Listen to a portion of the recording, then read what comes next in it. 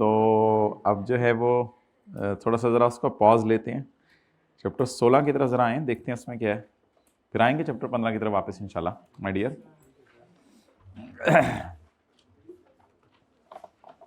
Records and audit, अपने सर पे हाथ फेरें, आगे चलते हैं। Section 174 records. Okay,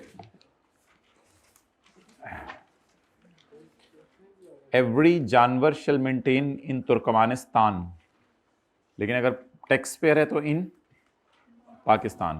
prescribed accounts, documents and records. Accounts मिसाल के तौर पे P&L बैलेंस शीट, रिकॉर्ड्स मिसाल के तौर पे कोई भी डॉक्यूमेंट्स एंड रिकॉर्ड्स, मिसाल के तौर पे sale agreement etcetera, purchase agreement, invoices. तो माय डियर टैक्स पेयर ने रिकॉर्ड्स कहां रखने हैं? चले मैं बता देता हूं, इन पाकिस्तान। सुबह सुबह भी आप फ्रेश नहीं होते। पॉइंट नंबर 2, अगर आपने पेज 386 से पिछला पेज है, हाइब्रिड सेकंड रो, पेज 386 से पिछला पेज है, पेज 385। अगर आपने कोई खर्चा किया लेकिन उसके रिकॉर्ड दिखाने से आपने इनकार कर दिया, तो वो खर्चा डिसअलाउ हो जाएगा। वेरी सिंपल, होना भी चाहिए। कमिश्नर में डिसअलाउ हुआ खर्चा if the tax payer do not provide the record of the transaction. Next, ये जो अकाउंट्स और डॉक्यूमेंट्स हैं, इनको कितने साल के लिए आपने संभाल के रखने? 6 साल के लिए। यानी 30 जून 2010 के बिजली के बिल आपने संभाल के रखने हैं 30 जून 2016 तक। ये 15 वाला क्लास के बाद मिले जरा मुझे। कोई भी चीज हो सकती है, नोट कर लिया? Well done. तो माशाल्लाह सकरदू से आए, सकरदू से, गिलगित से, सकरदू से, गिलगित से, गिलगित से।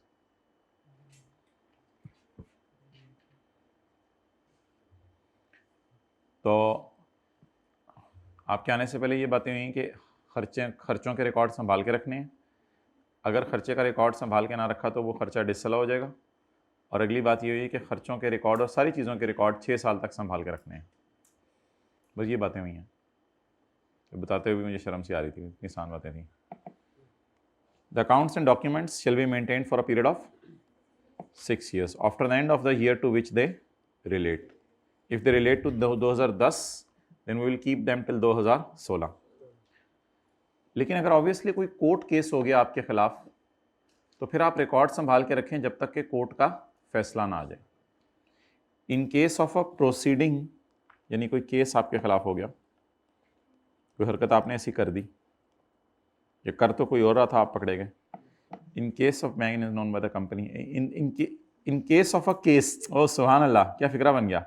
इन case of a case is pending the record will be kept till the final decision. कौन फाइनल डिसीजन देगा? कोर्ट।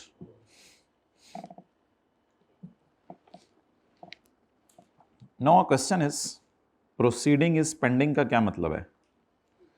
प्रोसीडिंग इज पेंडिंग का मतलब है कि कोई केस चल रहा है जिसमें आपको असेस किया जा रहा है। असेस करना क्या होता है? जज किया जा रहा है, टेस्ट किया जा रहा है कि आपने सही टैक्स निकाला है या नहीं। या आपको तो जज नहीं किया जा रहा, आपको जज करने के बाद आपने कोर्ट में जाके अपील कर दी है कि यार ये मुनासिब नहीं है, मेरे साथ ऐसा ना करो, बाकियों के साथ भी करो।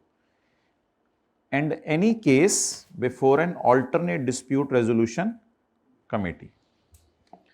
जब कभी FBR वालों से कोई केस, जब भी कभी कोई जज से केस रिजॉल्व नहीं हो रहा होता, तो हम एक कमेटी बनवाते हैं जिसका नाम होता है ऑल्टरनेट डिस्प्यूट रेजोल्यूशन कमेटी, और उसके पास जाके अपने मसले को हल करवाते हैं।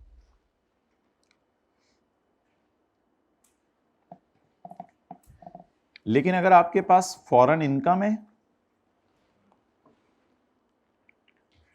फॉरेन इनकम है, फॉरेन एसेट्स हैं और फॉरेन एक्सपेंसेस हैं, तो आप फिर मेंटेन करें रिकॉर्ड फॉर मरते दम तक। ज़ाहिर बात है क़यामत तक तो मेंटेन नहीं करने, अनलेस कि क़यामत पहले आ जाए हमारे। तो मेंटेन करें रिकॉर्ड्स को इंडेफिनिट पीरियड के लिए, ना ख़त्म होने वाले अरसे के लिए। लेकिन ये किसके लिए rule? Foreign income and assets. जो हज़रात लेट आए हैं पिछली बात से कोई ताल्लुक़ नहीं है, इसलिए फ्रेश माइंड के साथ पढ़िएगा। ख़र्चा क्या होता है?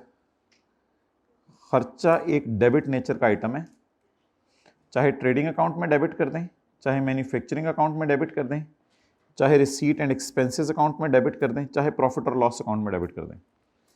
जहां मर्जी डेबिट कर दें खर्चे को। ट्रेडिंग अकाउंट वो होता है ना जीपी से पहले वाले, ग्रॉस प्रॉफिट से पहले वाले। तो जहां मर्जी खर्चे को रिकॉर्ड कर दें, बस डेबिट हो गया तो खर्चा है।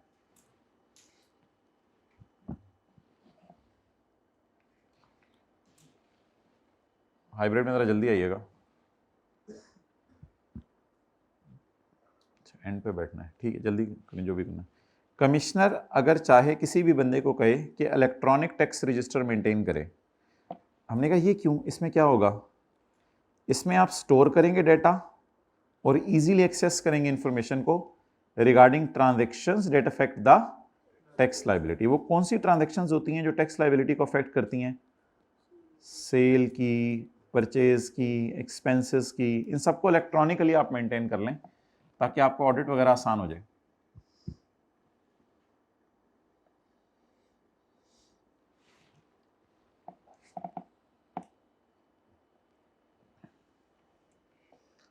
अच्छा माय डियर, ये जो है ना आगे बड़ी आसान सी चीज़ है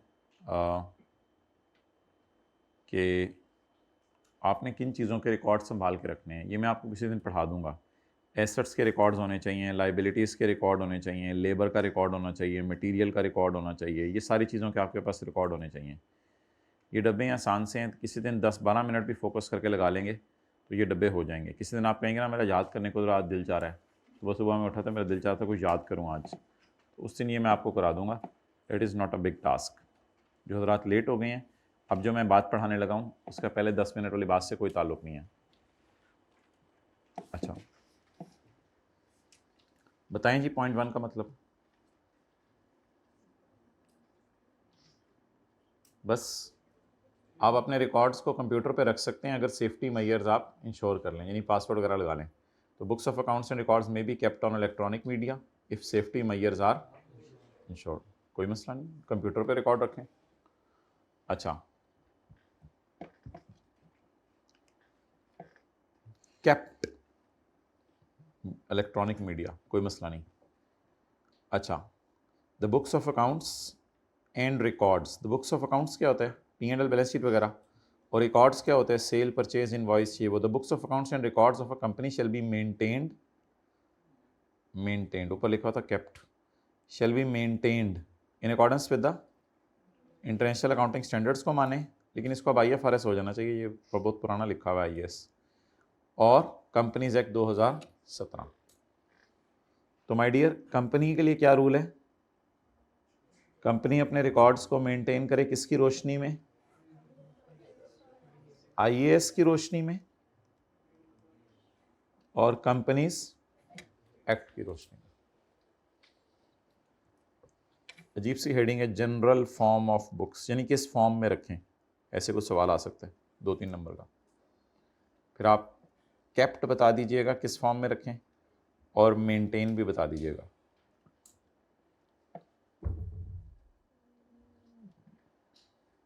अच्छा जी, इनकम फ्रॉम बिजनेस वाला क्या करें?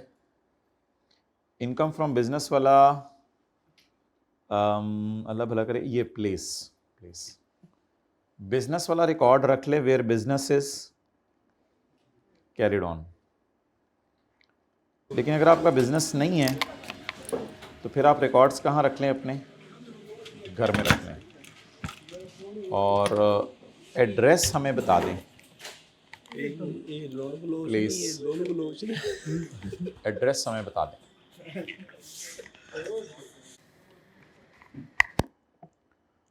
ओके अच्छा माय डियर, सवाल ये है कि रिकॉर्ड्स कहाँ रखने हैं? पढ़ें, the books shall be kept at a place where business is carried on. तो रिकॉर्ड्स आपने रखने हैं जहाँ बिजनेस हो रहा है।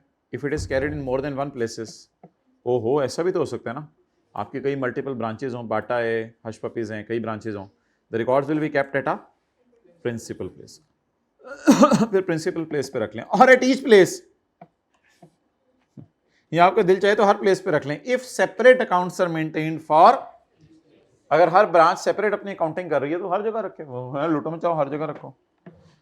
और अदर सोर्स, अच्छा, और प्रॉपर्टी वाले कहाँ रखें, प्रॉपर्टी वाले कहाँ रखें, सैलरी वाले कहाँ रखें, कैपिटल गेन वाले कहाँ रखें, चपेड़ वाले कहाँ रखें, थप्पड़ वाले कहाँ रखें, where a person earns income other than business the books shall be kept at, dividend वाला कहाँ रखे घर में, एग्जाम्प्ट इनकम वाला कहाँ रखे, हवाई कैब तो डिच फ्राई करने पे कुछ भी कर सकते पेपर में टेस्ट, लेकिन अब अगर वो एग्जाम्प्ट इनकम बिजनेस की है तो फिर तो शायद ऊपर ही जाएगा ना। ओके, इन द एंड यार जो भी है, अगर आप कारोबार कर रहे हैं तो आप अपनी जगह बता दें जहां कारोबार कर रहे हैं, अगर एक से ज़्यादा जगह कारोबार करें तो एक से ज़्यादा जगह रिकॉर्ड रख लें, लेकिन इन द एंड कहते हैं मुझे बता देना वो जगह है कौन सी, पता चले वो तो आपने एड्रेस दिया और चांद का वहां मैं आ भी ना सकूं, लेकिन मैंने आ भी जाना है उधर। The place where the records are kept shall be clearly stated on the return, return पे वो जगह बता दो क्योंकि हो सकता है मुझे आना पड़े उधर।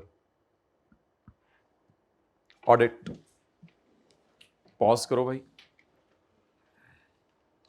section 177, don't tell me which मौसम is this, audit, try to save the time, the कॉमी में, अच्छा ये जो रिकॉर्ड्स हमने रखने हैं अपने बिजनेस के, ये हमने अपने लिए रखने हैं या कमिश्नर इनको मंगवा सकता है,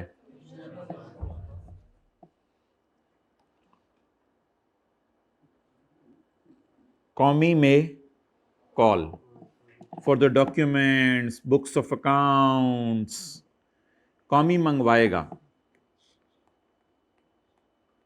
कॉमी मंगवाएगा, मे कॉल,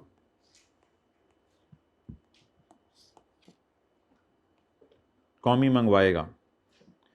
इस लॉ वाले भी मंगवा सकते हैं, किसी और लॉ वाले भी मंगवा सकते हैं।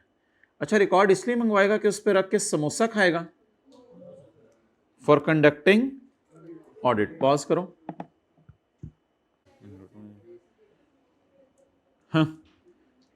For conducting audit of income tax affairs. अच्छा, ये रिकॉर्ड्स क्यों मंगवाएगा आपके, क्योंकि उसने आपका क्या करना है, उसने आपका ऑडिट करना है, इसलिए रिकॉर्ड मंगवाएगा। इसलिए आपके रिकॉर्ड नहीं मंगवाएगा कि समोसा रखने के लिए कागज नहीं था उसके पास। अच्छा, अगर आप रिकॉर्ड इलेक्ट्रॉनिक डेटा पे रखें तो फिर tax payer shall allow the commissioner to use the machine, फिर आप अपना कंप्यूटर उसको यूज करने दें। मशीन से मुराद वो मशीन नहीं जो फैक्ट्री के अंदर लगी हुई है, उसमें कमिश्नर ने जाके अपने कपड़े नहीं धोने। Allow the commissioner to use the machine and shall allow him access to tested hard copies. और अगर आपको ज़्यादा मसला है तो कमिश्नर को आप हार्ड कॉपीज निकाल के दे दो, अगर कमिश्नर को मसला है तो उसका टेस्ट साइन वगैरह वो कर देगा। For investigation of tax payer और of any other tax payer, आपके प्रेमिसेस में आके आपकी इन्वेस्टिगेशन भी कर सकता है, आपके प्रेमिसेस में आके किसी और की इन्वेस्टिगेशन भी कर सकता है। तो during Honda audit Berger paint data में be checked from Honda, Honda से, क्योंकि होंडा वाले बर्जर पेंट खरीद रहे होंगे ना गाड़ियों के लिए, तो फिर कुछ डेटा बर्जर पेंट का होंडा वालों के पास भी होगा। तो आपका ऑडिट करते करते आपके सप्लायर्स का ऑडिट भी किया जा सकता है, क्योंकि हो सकता है बर्जर पेंट की मेजर सेल होंडा को ही हो। ड्यूरिंग, ये जो लिखा हुआ है ना, ऑफ टैक्स पेयर और of any other tax payer, during Honda audit Berger paint data में be checked from Honda.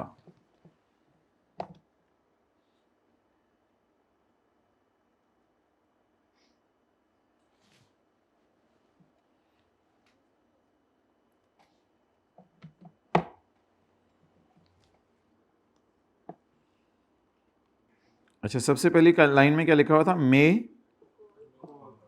Call. Call करने के बाद अब इसका ऑडिट शुरू होगा। तो जो हजरात लेट आए हैं, ऑडिट करने के लिए हमने उसके रिकॉर्ड मंगवाए हैं, अब उसको ऑडिट करना शुरू करने लगे हैं। After obtaining the records of a person, जब आप उसके रिकॉर्ड मंगवा लें, कि जब वो कहे कि मेरे पास रिकॉर्ड नहीं है, कुछ लोग होते हैं कहते हैं मेरे पास रिकॉर्ड नहीं है, फिर आपको जाना पड़ता है, जाके इन्वेस्टिगेशन करनी पड़ती है।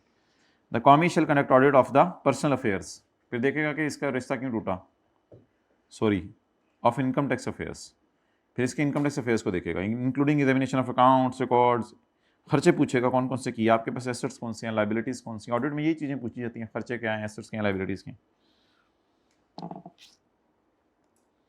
कोरोना से डर लग गया था कमिश्नर को, तो इसलिए वीडियो लिंक भेज के आपको ऑडिट करेगा। Commissioner may conduct audit electronically through video link. आप भी जूम पे आ जाओ अपने घर में, मैं भी जूम पे आ रहा हूँ अपने घर में, जूम और जूम खेलते हैं, जैसे कभी कभी सर बुलाते हैं टेस्ट की मीटिंग। अच्छा जी, 2A ज़रा हट के है, इसलिए इसको मैं बाद में पढ़ता हूँ।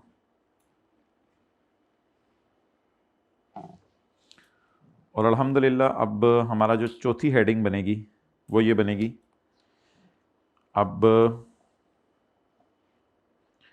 कमिश्नर में इशू एन ऑडिट रिपोर्ट।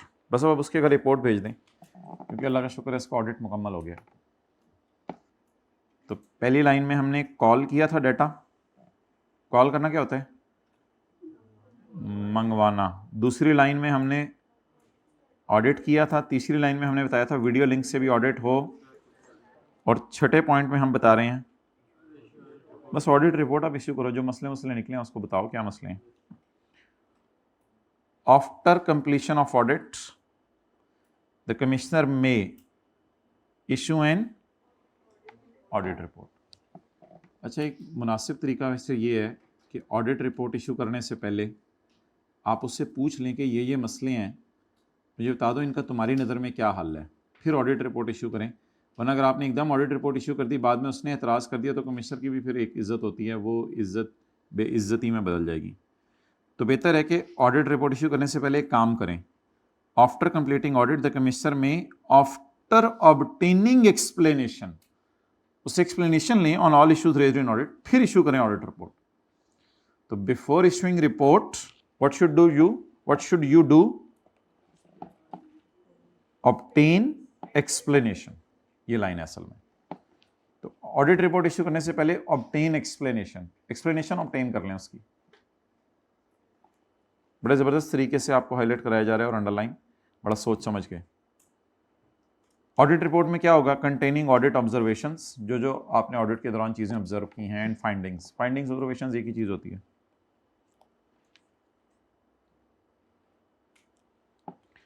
और इन द एंड कमिश्नर में amend the assessment. Amend assessment का मतलब उर्दू में लिख रहे हैं ना, कमिश्नर आपके बारे में अपनी राय बदल लेगा। Amend assessment. क्या आपने कभी दूसरे के बारे में अपनी राय बदली है? जी बिल्कुल, कई दफ़ा कोई ऐसी हरकत वो कर देता है, क्या कहते हैं, यार नहीं होन नहीं, बस यार अब नहीं, अब तेरे मेरे रास्ते जुदा। इसको कहते हैं आपने अगले के बारे में अपनी राय बदल ली है। अमेंड असेसमेंट को उर्दू में राय बदल ली है। माय डियर जल्दी आना, अमेंड असेसमेंट। चलिए, put some H2O in a glass of water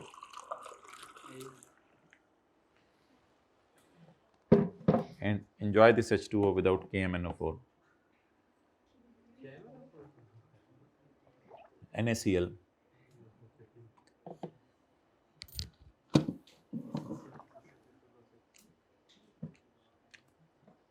असल में जब ऑडिट करने कमिश्नर आता है ना, तो कमिश्नर के कानों में जो लोगों ने डाला होता है वही राय होती है। जैसे आप किसी से मिलने जाएं तो पहले से ही को राय कायम करके जाते हैं, हालांकि दूसरों से पूछना नहीं चाहिए उसके बारे में, गड़बड़ भी लोग करते हैं, गिबत कर देते हैं।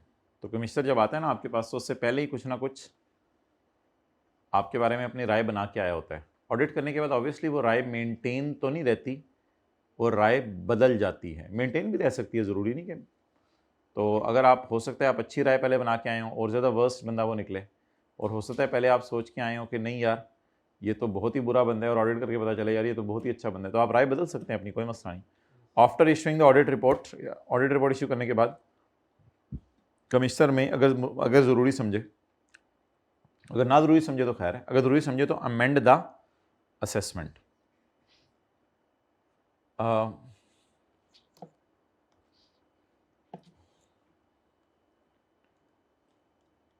अच्छा, नॉर्मली ना इसमें आपका टैक्स बढ़ता है। ये अमेंड द असेसमेंट ना पूरा एक सेक्शन है, चैप्टर 15 में हम पढ़ेंगे कोई 2-3 हफ्ते बाद, या शायद जनवरी में पढ़ें, सेक्शन 122, ये पूरा सेक्शन है, वो बताएगा नॉर्मली अमेंड द असेसमेंट में ये होता है कि हम उसका टैक्स बढ़ा देते हैं, टैक्स इंक्रीज कर देते हैं। तो बेहतर है कि उसका टैक्स इंक्रीज करने से पहले उसको एक अपॉर्चुनिटी दे दो, अगर उसने कोई बात बूत करनी है तो वो उसकी सुन लेना। आगे उसने थोड़ा सा ज़रा नरम लहजा इस्तेमाल किया है, after providing H opportunity of being heard, opportunity उसको दें। ऑफ बीइंग हर्ड को अगर आप ब्रैकेट में लेके अलग से याद कर लें तो फिक्रा बड़ा आसान हो जाएगा आपके लिए। आफ्टर प्रोवाइडिंग अपॉर्चुनिटी, किसको, क्या opportunity, of being heard. Of being heard को इग्नोर करके याद कीजिएगा, जल्दी हो जाएगा। After providing an opportunity to tax payer, क्या अपॉर्चुनिटी, उसकी बात सुने, उसकी बात सुन के आप अल्लाह का शुक्र है बदल दें, amend the assessment. Section 177 shall not apply, section 177 not apply. Section 177 क्या क्या कह रहा था, रिकॉर्ड मंगवाएं, ऑडिट करें, और फिर ऑडिट रिपोर्ट इशू करें, फिर अमेंड करें असेसमेंट, ये सारा ना करें। अल्लाह अकबर, रशीद नहीं नहीं, section 177 shall not apply to a person, ऐसे बंदे पे नहीं लगेगा।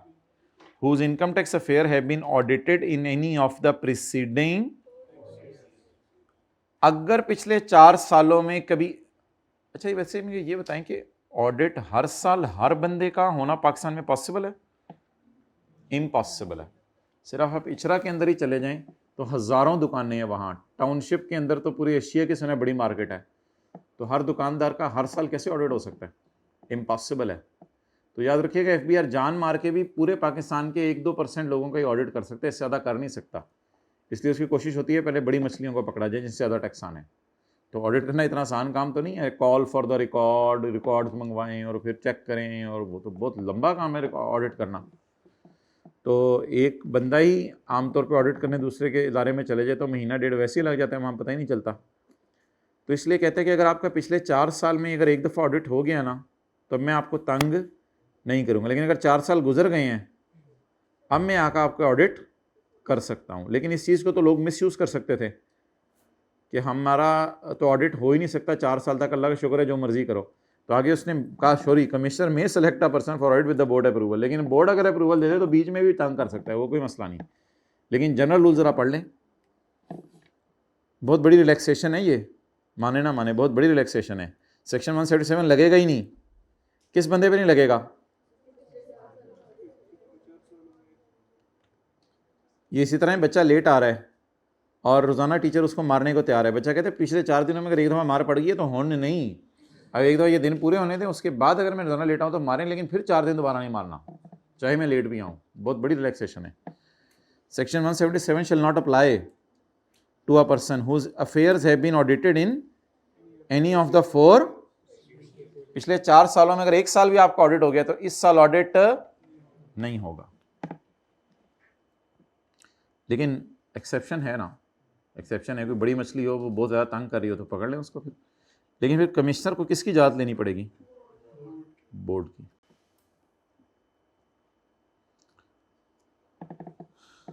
अच्छा अच्छा, ये पॉइंट 8.7 की कॉन्टिन्यूशन में नहीं है, पॉइंट 8 एक इंडिपेंडेंट पॉइंट है। पॉइंट 8 ये कहता है किसी भी बंदे का कभी भी ऑडिट आपने करना है और आपको पता है कि वो ऑडिट नहीं हो रहा, तो एफबीआर वाले किसी सीए फर्म के पास चले जाएं, उनको फीस दे दें, वो एफबीआर को ऑडिट करने में हेल्प कर देंगे, अगर एफबीआर को वो मुश्किल लग रहा है ऑडिट करना। तो एफबीआर वाले सीए फर्म और कॉस्ट एंड मैनेजमेंट अकाउंटेंट की मदद ले सकते हैं। द बोर्ड में अपॉइंट, लेकिन इसकी अपॉइंटमेंट बोर्ड करेगा, कमिश्नर नहीं करेगा। पॉइंट 8.7 की कॉन्टिन्यूशन में नहीं है, जनरल बात कर रहे हैं। The board may appoint a CA और a cost and management accountant, लेकिन वो अकेला नहीं हो सकता, वो फर्म होनी चाहिए। अकेले सीए को नहीं, वो तो हो सकता है इतना समझदार ना हो, फर्म को पूरी हायर करें। The board may appoint a firm of CA और firm of cost and management accountant to conduct audit of income tax affairs of a person selected for audit.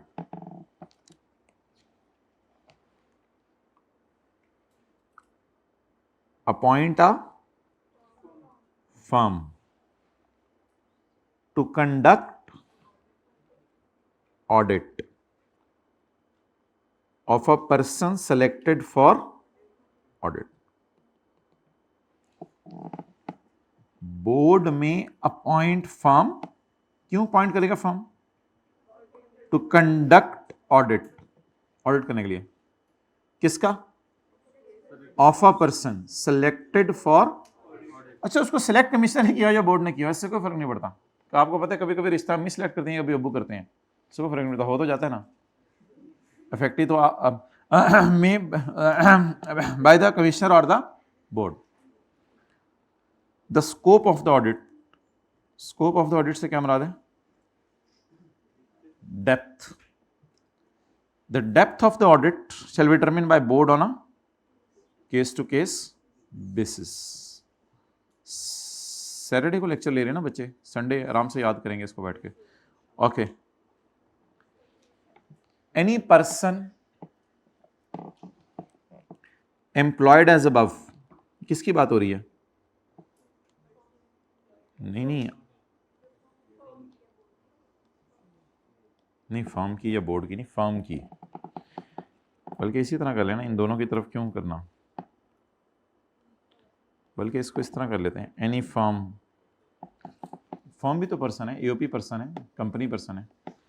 Any firm employed as above may be authorised by commissioner to give notices to obtain information. असल में होता पता क्या था, ये लोग डॉलेंस वालों को नोटिस भेजते थे सीए, तो सीए वो डॉलेंस वाले कहते थे मुझे एफबीआर का नोटिस दिखाओ, सीए कहता था मैं अपना नोटिस भेज रहा हूं तुम्हें। अगर तुम्हें किसने ये पावर दी है? तो वो कहेगा मुझे पावर है। अब the person employed as above may be authorised by commissioner, commissioner याद ले लें आप, टू गिव नोटिस टू, देखिए कौन क्या कर रहा है और कौन मदद कर रहा है, ये जरा पूरा सिनेरियो आपको समझना है। एफबीआर ऑडिट करना चाह रहा था या कमिश्नर ऑडिट करना चाह रहा था, और सीए उसकी मदद कर रहा है और ऑडिट डॉलेंस का हो रहा है। तो a firm employed as above may be authorised by commissioner to give notice to डॉलेंस टू ऑब्टेन इन्फॉर्मेशन, और यहां तक इजाजत दे देगा तुम उनके घरों तक घुस जाओ, and to enter into premises, business premises, और अगर रिकॉर्ड्स घर में पड़े हुए तो घर घुस जाओ। ऑब्वियसली बता के आते हैं, रात को कूद के नहीं आते, कूदने वाले तो दिन में भी कूद जाते हैं।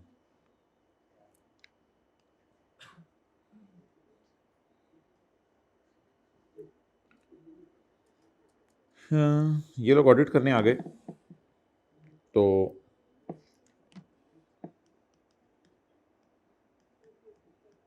डॉलेंस का ऑडिट हो रहा है, तो सीए को कमिश्नर ने इजाज़त दे दी है। नंबर 1, नोटिस इशू करो टू ऑब्टेन इंफॉर्मेशन, और दूसरी इजाज़त दे दी है to enter into premises. Underline किया हुआ पढ़ें, where a person, where a person tax payer,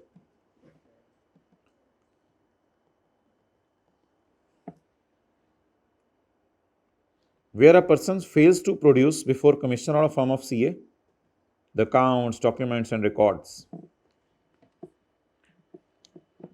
CA records मांग रहा है, डॉलेंस वाले करें रिकॉर्ड्स वो तो जल गए, चलो सेल परचेज की एग्रीमेंट लिया वो भी जल गए। इस तरह लोग फिर दोनों नौकरियां करते हैं। Where a person fails to produce before commissioner और फर्म ऑफ सीए आग कब और कहाँ लगी थी उसकी तो वीडियो डिलीट हो गई। मेरा पर्सन वो जगह दिखा दो, उधर तो मेरे से फेरी करा दिया। यार तुम कर क्या रहे हो हमारे साथ, पर रिकॉर्ड नहीं दिखाने। Where a person fails to produce before COMI or a form of CA, the accounts, documents, record, electronically kept record, electronic machine or any other evidence. असल में ना अंडरलाइन किया हुआ जरा पढ़ें, जो मैंने ऑलरेडी अंडरलाइन किया हुआ किताब में। Where a person fails to produce accounts, documents and records, the commissioner may proceed. फिर कमिश्नर कहेगा CA ज़रा साइड पे हटो, कॉस्ट मैनेजमेंट ज़रा साइड पे हटो, कमिश्नर मे प्रोसीड। कमिश्नर फिर आगे बढ़ेगा, बाहर निकल डॉलेंस, बाहर निकल, मैं तुम्हें असेस करने लगा हूं। मैं तुम्हें क्या करने लगा हूं? इस असेसमेंट का नाम होगा best judgement assessment. And assumed assessment shall have, मैं तुम्हें बेस्ट जज करूंगा खुद। अब किसी को साइड पे हटा दो और तुम्हारे बारे में जो मैंने असेसमेंट एज्यूम की हुई थी अपने माइंड में, now it has no legal effect. तुम्हारे बारे में मैं सोच के आया था, डॉलेंस तो नाम है एक बड़ा जबरदस्त किस्म का, तुम्हारे बारे में तो मैं बुरा नहीं सोच के आया हुआ था, एज्यूम असेस किया हुआ था मैंने आपको। जाहिर बात है अगले बंदे से मिलने से पहले आपके जहन में कोई ना कोई एक इमेज बना होता है, तो मोटा होगा पतला होगा, वो जाके पता चलता है वो तो बहुत ही पतला है। तो एज्यूम्ड असेसमेंट की होती है, ठीक है। कभी कभी शुरू में जब हमारे ज़माने में जब हम पढ़ाने आते थे तो पहले दिन बच्चे एक दूसरे को नहीं ये में पढ़ाएंगे, तो उससे देख के हो जाते थे पता नहीं ये कैसे पढ़ाएंगे। तो कोई ना कोई एज्यूम्ड असेसमेंट पहले दिन टीचर के बारे में की होती है बच्चों ने, फिर थोड़ा थोड़ा खराब सही शुरू। अच्छा, तो commissioner may proceed to make a best judgement assessment. इस असेसमेंट का नाम होगा बेस्ट जजमेंट असेसमेंट। ये पता है कब करनी है? जब वो रिकॉर्ड दिखा रहा था तो हमने इसका नाम रखा था अमेंडेड असेसमेंट, और जब उसने रिकॉर्ड दिखाने से इनकार कर दिया तो हमने इस असेसमेंट का नाम क्या रख दिया? Best judgement assessment. और जो आपके बारे में मैंने कोई अजम्पशन ली हुई है ना, कमिश्नर कहता है it has no legal effect, इसका कोई इफेक्ट नहीं है। ओके, चलिए यहां तक क्विक रिवीजन, जल्दी से इंग्लिश के फिक्रे याद करें, जो हज़रात लेट आए हैं वो भी।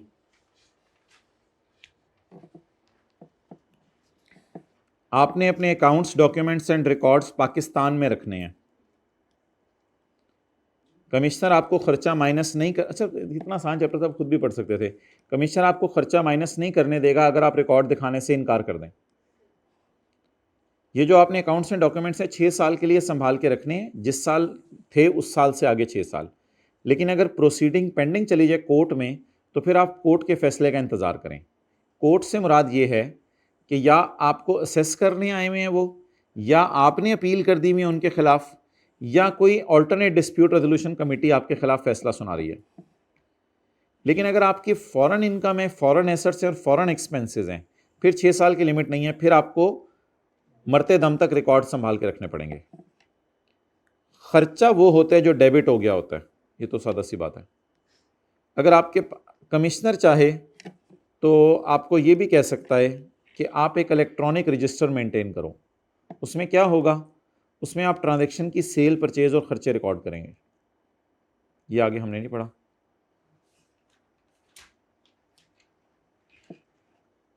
आप इलेक्ट्रॉनिक डिवाइसेस पे भी अपने रिकॉर्ड रख सकते हो। आपने पाकिस्तान में रहते हुए अकाउंटिंग स्टैंडर्ड्स को फॉलो करना है जो दुनिया में चल रहे हैं, और कंपनी लॉ को फॉलो करना है। अगर आप कंपनी हो फिर आपके रिकॉर्ड्स वैलिड हैं।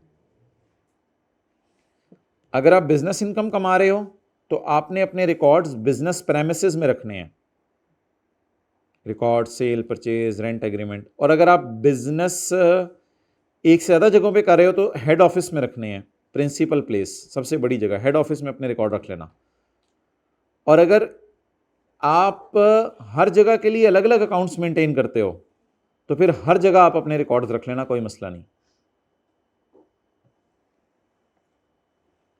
लेकिन अगर आप बिजनेस के अलावा कोई काम कर रहे हो, प्रॉपर्टी, सैलरी, तो फिर आपने अपने घर में रिकॉर्ड्स रखने हैं। लेकिन हमें बता देना ये अंडरलाइन होना चाहिए था ना, क्लियरली स्टेटेड। लेकिन आप बता देना कि वो जगह कौन सी है जहाँ पे ये रिकॉर्ड रखे हुए हैं, क्लियरली स्टेट करना हमें। कहीं हम ऐसा ना हो आपके रिकॉर्ड कहीं और जाके ढूंढते रहें इचरे में और बाद में वो मॉडल टाउन में पड़े हों।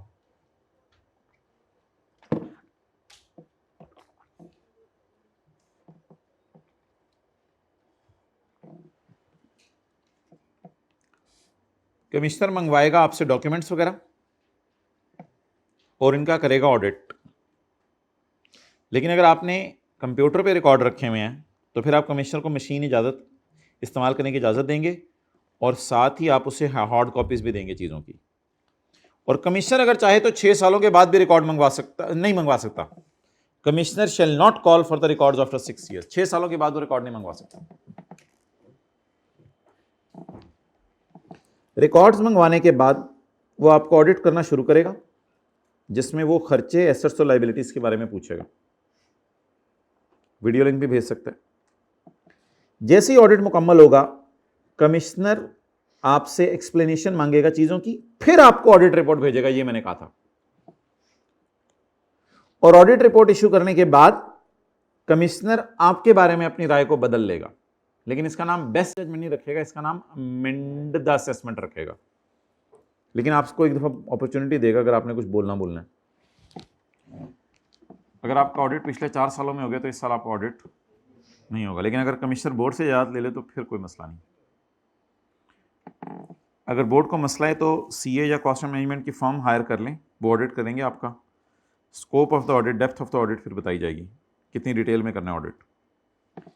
सीए को 2 पावर्स हैं, आपको नोटिस दे के इन्फॉर्मेशन मंगवाएगा।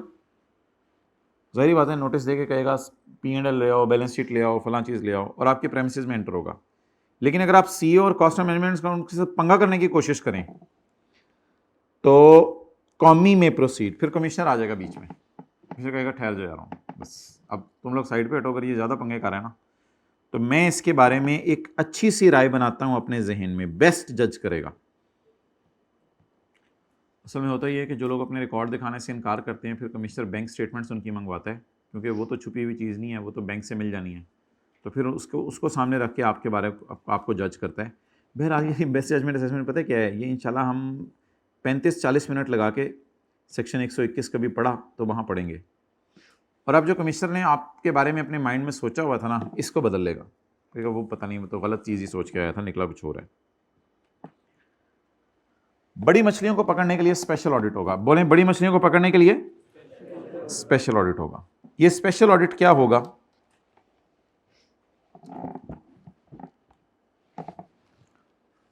बोर्ड अपॉइंट करेगा as many special audit panels as may be necessary. इसमें कम से कम कितने बंदे होंगे? 2 या 2 से ज्यादा। ये किन में से होंगे? एक क्रिकेटर रख लो, एक हॉकी वाला हो जाए, नहीं, ये ऑफिसर होगा इनलैंड रेवेन्यू का। ऑफिसर चैप्टर 15 में हमने पढ़े थे, additional commissioner, deputy commissioner, assistant commissioner, इनको ऑफिसर्स पढ़ा था हमने। एक तो ऑफिसर होगा इनलैंड रेवेन्यू का, एक सीए फॉर्म का बंदा होगा, एक कॉस्ट एंड मैनेजमेंट फॉर्म का बंदा होगा। ये फिक्र मैं सही नहीं बोल रहा, असल में इन सब में से कोई 2 होंगे, ये असल में है ना, कंप्राइजिंग 2 और मोर। तो इन सब में से कोई 2 भी होगे तो गुजारा चल जाएगा। ऑफिसर और officers of inland revenue, CA form का बंदा हो जाए, कॉस्ट एंड मैनेजमेंट अकाउंट का बंदा हो जाए, या फिर फॉरेन एक्सपर्ट हो जाए और फॉरेन स्पेशलिस्ट। लेकिन फिर डायरेक्शंस बोर्ड देगा, पता नहीं कि किस कंट्री से इंपोर्ट करना मंगवाना पड़ेगा। Any other person including a foreign expert, क्योंकि बड़ी मछली का ऑडिट होने लगे। अच्छा, इस लाइन का क्या मतलब था? Board may appoint as many panels as may be necessary. एक बड़ी मछली के लिए एक पैनल बना दो, फिर दूसरी बड़ी मछली को पकड़ने के लिए दूसरा पैनल बना दो। पैनल्स टीम्स है ना, तो जितनी मर्जी टीमें बनाओ, जितने मर्जी स्पेशल ऑडिट करो।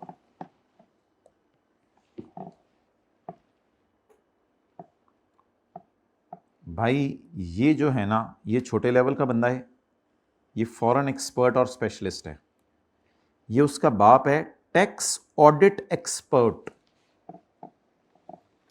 फॉरेन एक्सपर्ट इतना एक्सपर्ट नहीं होता, जितना टैक्स ऑडिट एक्सपर्ट होता है, क्योंकि वो डिप्लॉय किया जाता है ऑडिट की मदद करने के लिए इंटरनेशनल ऑर्गेनाइजेशन की तरफ से या फिर बाहर की किसी टैक्स अथॉरिटी की वजह से, यानी बाहर का एफबीआर, बाहर की एफबीआर का पता नहीं क्या नाम होगा, आई डोंट नो।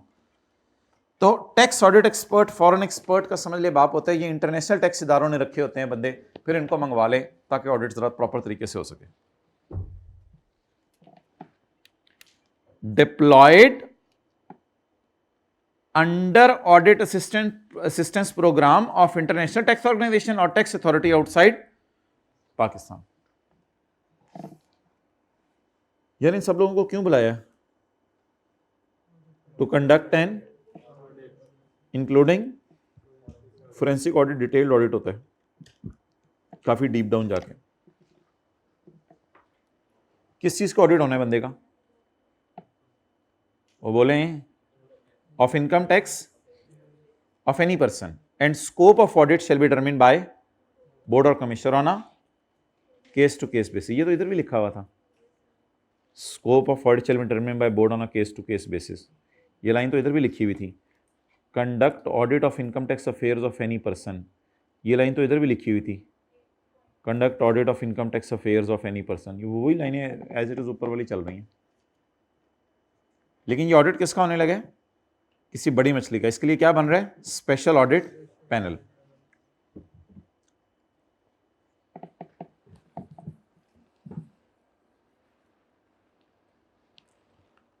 ये लोग बोर्ड के साथ एक एग्रीमेंट करेंगे।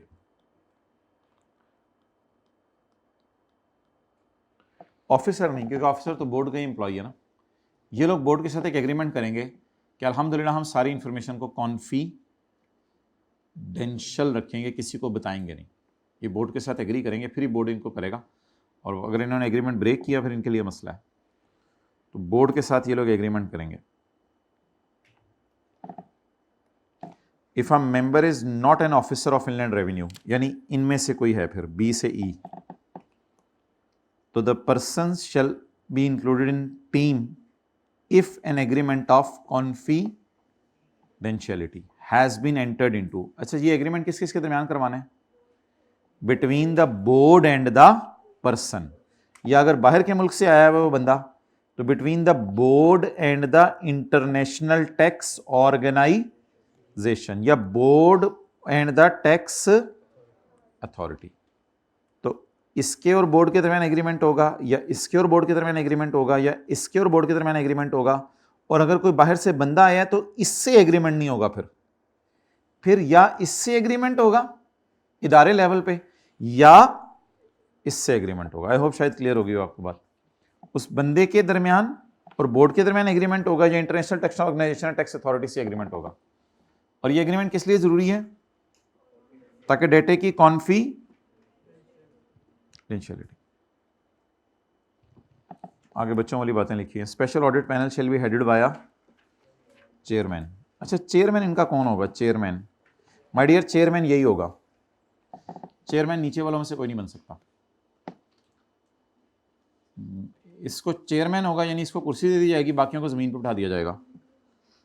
Who shall be the officer? Repetition repetition repetition. आप अगले की प्रेमिसेस में भी घुस सकेंगे और उससे डेटा भी मांग सकेंगे। For conducting an shall be exercised by officer.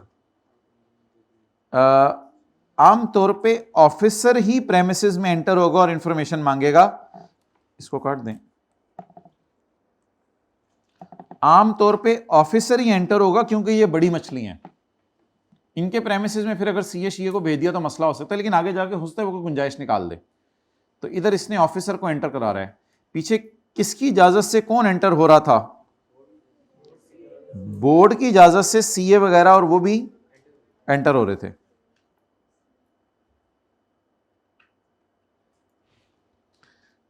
दो इजाजतें पहले भी दी थी ना, एंटर इनटू प्रेमिसेस और to obtain information. Point 14 is a repetition of point number 10. Point 10 वही है, where a person fails to produce before commissioner और स्पेशल ऑडिट पैनल। बस यहाँ ये फ़र्क है कि इधर लिखा हुआ था कमिश्नर और फॉर्म ऑफ सीए, और इधर क्या लिखा हुआ है, क्योंकि अब फॉर्म ऑफ सीए नहीं है ना, अब तो ये सारे हैं माय डियर। तो if a person fails to produce before commissioner और any documents, records or any other relevant document, electronically kept record, electronic machine, any other evidence, the commissioner may proceed to make a and assume assessment shall have वही repetition। अच्छा जी, special audit panel का अगर एक बंदा भी absent है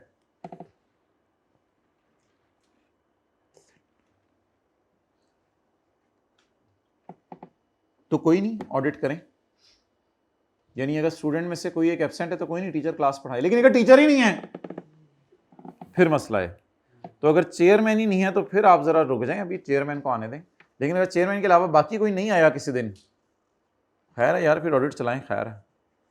if any one member of audit panel other than chairman is absent from conducting audit, the proceedings of audit may be continued and the audit shall not be, audit को invalid नहीं कह देना आपने, यार वो बंदा नहीं आया, वो ऑडिट ही फारग हो गया। तो अगर टीम में 3 बंदे हैं, एक बंदा छुट्टी कर ले, 2 बंदे हैं तब भी एक बंदा छुट्टी कर ले, लेकिन कौन छुट्टी ना करे, चेयरमैन। तो चेयरमैन को देखें काफ़ी जगह प्रोटोकॉल दिया गया है, और सॉरी ऑफिसर को काफ़ी जगह प्रोटोकॉल दिया गया है। पहले ऑफिसर को प्रोटोकॉल दिया गया, तुमने एग्रीमेंट साइन नहीं करना कॉन्फिडेंशियलिटी का, क्योंकि तुम वैसे ही एम्प्लॉई हो। फिर इसको प्रोटोकॉल दिया गया, तुम्हें चेयरमैन बना रहे हैं। फिर अगला इसको प्रोटोकॉल दिया गया, तुम्ही ने प्रेमिसेस में एंटर होना है, तुम्ही ने उससे इंफॉर्मेशन मंगवानी है। फिर इसको यहां जाके प्रोटोकॉल दिया गया, अगर तुम ही नहीं होगे तो फिर क्या होगा, फिर कुछ भी नहीं होगा, फिर ऑडिट रुक जाएगा। तो बार बार देखें, बस वो ऑफिसर को प्रोमोट करना था बस, इसीलिए ये बार बार अजीब लाइनें आ रही हैं। एंड इन द एंड तो ऐसे ICAP ने लिखा हुआ है, वो सॉरी FBR ने लिखा हुआ है, ये लाइनें क्या है अब, functions performed by officers shall be considered as having been performed by audit panel। तो ऑब्वियसली अगर एक बंदा एब्सेंट है तो फिर ऑफिसर ही बेचारा काम कर रहा होगा अकेला, क्योंकि उसने तो आना है, तो समझा जाएगा पूरे पैनल ने काम किए हैं। असल में लोग एतराज़ करते थे ना, बाकी बंदे एब्सेंट है, ऑफिसर ही आके बैठा हुआ है, वही काम करके चला गया, तो लॉ में करने का नहीं बस कर गया काफ़ी है। Functions performed by officer shall be assumed as having been performed by audit panel. अगर ऑफिसर ने काम किया, बेचारा वो आया हुआ, बाकी नहीं आए हुए, तो ऑफिसर ने काम किया तो समझा जाएगा सब ने ही काम कर दिया। फिर ये ना कहना कि बाकी एब्सेंट हैं, ये हैं, वो है, नहीं भाई, काम हो गया बस। बोर्ड में prescribe the mode and manner of constitution. Constitution means कैसे बनेगा, कहाँ बैठेंगे, वर्किंग कैसे होगी, ये तो ऐसी लाइनें डालता होता है एंड पे। चलिए, ये पहले पूरा चैप्टर मैंने रिवाइज कराया था, अब सिर्फ ये वाला पॉइंट आपको रिवाइज करा रहा हूँ। बोर्ड कितने ऑडिट पैनल बनाएगा, जितनी मर्जी बड़ी मछलियाँ पकड़ लें। बस आपके सफ़र का इम्तिहान ख़त्म हो रहे हैं इंशाल्लाह, 5-7 मिनट बाद मैं क्लोज़ कर रहा हूँ, फिर हम न्यूमेरिकल शुरू करेंगे। जैसे आपसे वादा किया गया था, 1.5 घंटे की क्लास हमारी होती है, तो जितनी मर्जी वो टेस्ट वाला सवाल डिस्कस कर लेते हैं ना, वो जो बिता था टेस्ट हुआ था। कंप्राइजिंग 2 और मोर मेंबर्स, इनमें से लोग होंगे, इनको क्यों रखना है, टू कंडक्ट एन किसका ऑडिट, इनकम टैक्स अफेयर्स का। कॉन्फिडेंशियलिटी का एग्रीमेंट किस किस से साइन करना है, बोर्ड ने, पर्सन के साथ और इनके साथ। चेयरमैन कौन होगा, ऑफिसर। प्रेमिसेस में एंटर होना और रिकॉर्ड मंगवाने की किसकी पावर होगी, ऑफिसर की। यहां ऑफिसर को पावर दी जा रही है। अगर कभी भी रिकॉर्ड दिखाने से इनकार कर दे तो क्या होगी,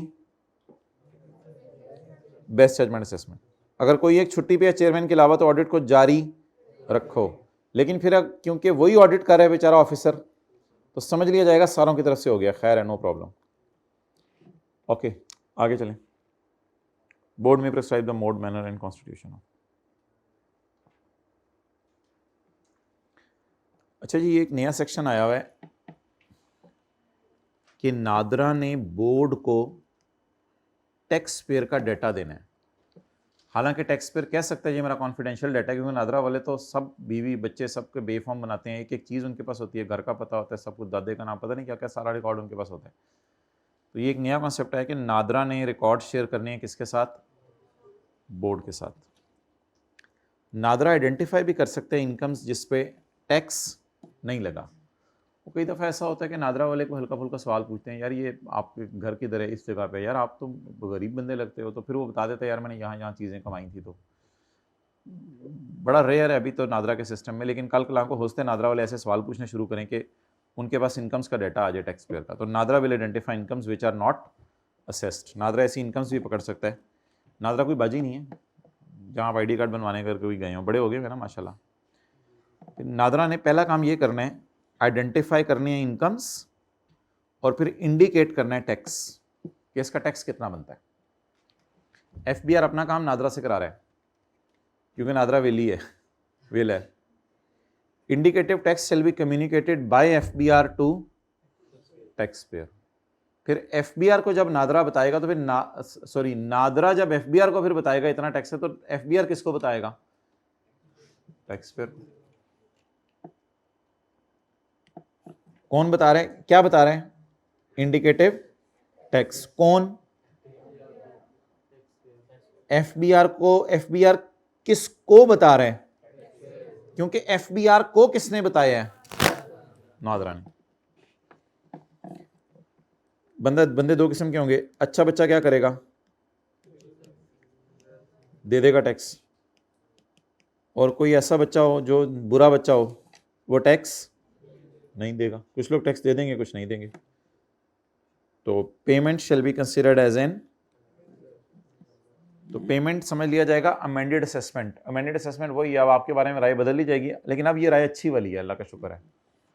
यार ये अमेंडेड असेसमेंट क्या होती है पढ़ेंगे हम कभी सेक्शन 122 में। और अगर आप टैक्स पे करने से इनकार कर दें, बोर्ड शैल टेक एक्शन। थप्पड़, चपेड़, डंडे, सोटे, तो board shall take the action. चलें जी, अल्हम्दुलिल्लाह सेक्शन 175B भी हमारा हुआ। पढ़ें दोबारा, क्या है, बाजी बोर्ड को रिकॉर्ड भेजेंगी। बाजी का नाम नादरा। बाजी ये भी बताएंगी क्या क्या कमाया, बाजी हैं बाजाएं, बाजी ये भी बताएंगी क्या क्या कमाया जो नहीं बताया था, नॉट असेस्ड, जो नहीं बताया था, बताया नहीं था इसने, लेकिन बाजी को पता चल गया। वो बाजी तो बाजी हैं। फिर NADRA will compute tax. NADRA फिर टैक्स कैलकुलेट करेगा। नादरा को पता नहीं किस काम लगा दिया है FBR ने ऐसे, ये निहायत ही अजीब सेक्शन है। ये जो टैक्स है फिर ये FBR टैक्स पेयर को बताएगा। फिर टैक्स पेयर अगर टैक्स दे देगा तो समझा जाएगा कि लॉ वालों ने आपके बारे में अपनी राय बदल ली है, अब आप शायद अच्छे बच्चे निकले हैं। और अगर आप टैक्स नहीं देंगे तो बोर्ड फिर आपके खिलाफ एक्शन लेगा।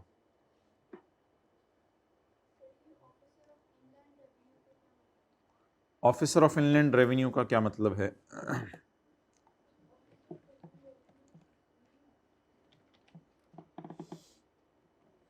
ये चैप्टर 15 का पहला सफ़ा। Officer of inland revenue, additional commissioner, deputy commissioner, assistant commissioner.